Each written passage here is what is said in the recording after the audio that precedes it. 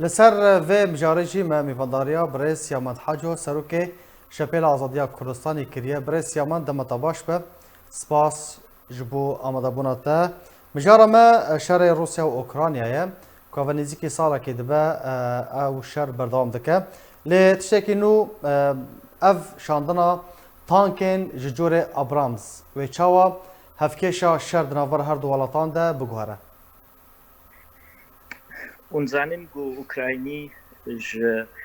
بشتي شرط سبيكر هيدا كي دخازات تنكات كرن حتى انها نا امريكي نا اوروبي حاضر بون تنكا بدنا اوكرايني حكومتا اوكراني ولشكري اوكراني دوي بهوريه دا بون جوچكي جران وكا تانك بگهنوا ونبس برفانيت برخوده بكن ويكاربن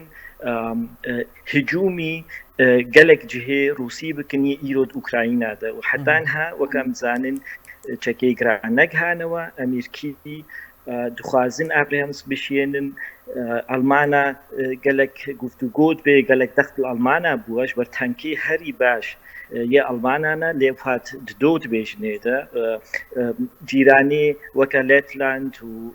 Poland ji mêj ve ew jî daxwaz dikin ji Almana got Leopard tenkê xwe bikin heta niha Almana got em bi alîkî ve serî xwe biryarê nastên tenka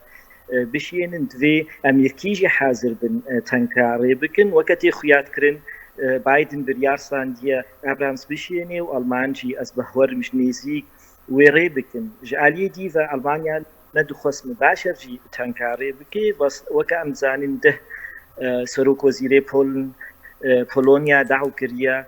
ji Almana tenka bidnewa ji bo ew dûvre ji Ukrayna re bişîn ez vekir me pirsaret behweriyam de heke ev çekê giran bigihne Ukrayna wê rewş guhartin em dizanin got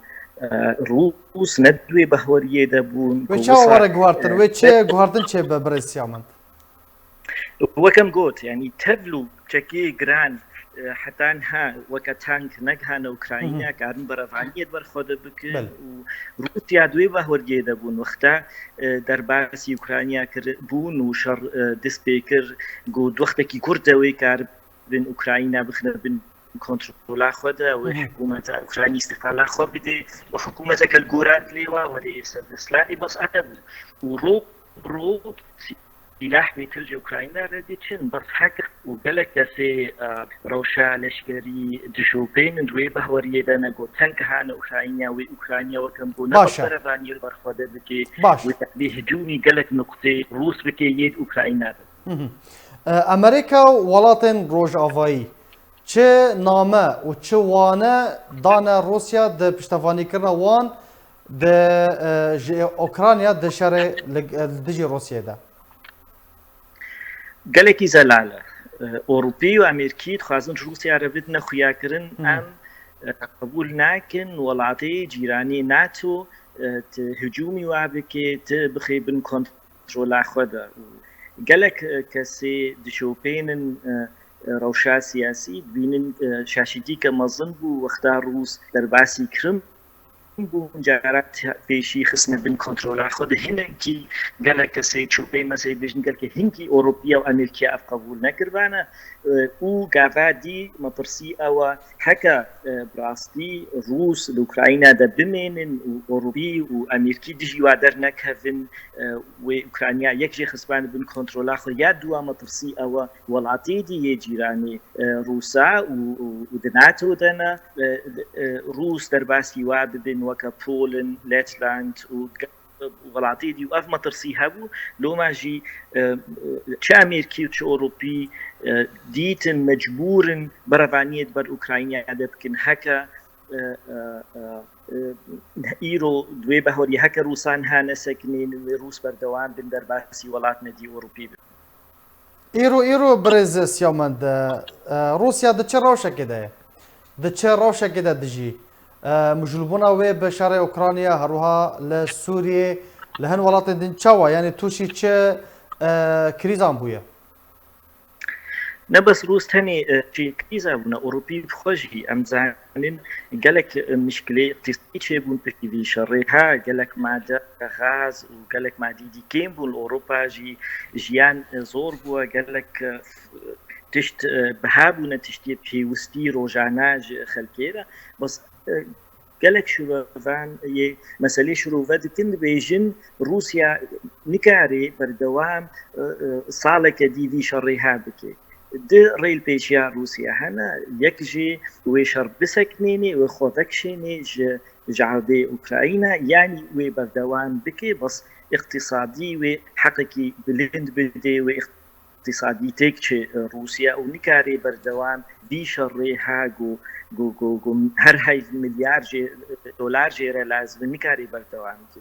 بله كسنا دي بيت سوري ده يعني وي تأثيراوي سوري جي بجبر أمزانن لشكري سوري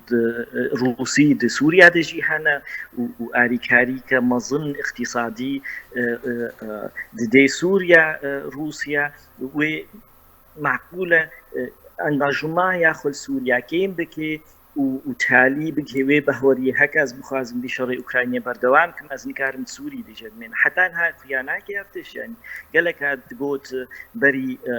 يعني بشتي شش حفت هي بشري اوكرانيا هكا وصا بردوام بي روس خوش سوريا كشين حتى ايرو نبوه بس بيشروجي بي خيابي مع اقتصاديا روسيا كاريدي شريها تحمول بكي عينا سر وقتك يدريش باشا برسا يعني هر برسا من دفيدر بريد ابو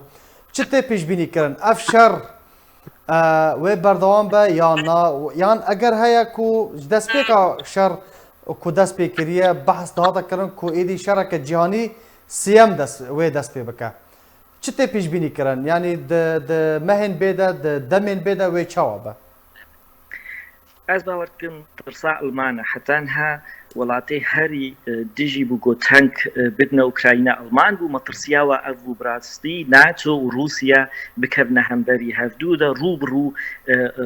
روسيا وناتو شري هفدو بكن واف وقت قوت مترسيها يا شركه جهاني دسبيبكي لو ماجي المانا حتى هاد قوتن تشينابي ام تانكا بدنا اوكراينا بس علي ديفا او مطرتي ايرو خيات كي زيدا نما يقو روس كاربن شركي جهاني شركي ديجي ناتو دس بيمكن لو ماجي امريكي وامزانين بريطانيا بري دهيفا تشالنجا تانكي تشالنجا قوتبو اميشيننا اوكراينا